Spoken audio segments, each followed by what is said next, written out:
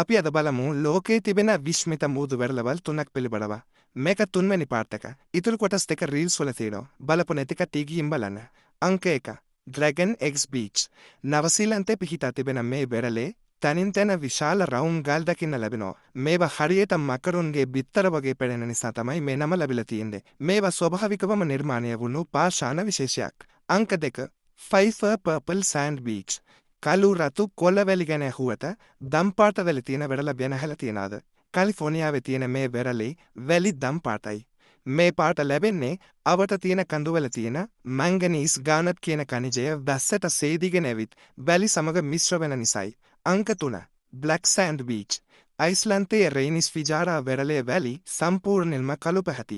ගිනි කඳු වලින් ගලා ලාවා මුහුදු ජලය සමග ගැටී නිවි කුඩු වීමෙන් මේ කළු වැලි නිර්මාණය වී ඇති අතර බේලව භයානක මෙන්ම විස්මයජනක වෙරළක් ලෙස සැලකෙනවා.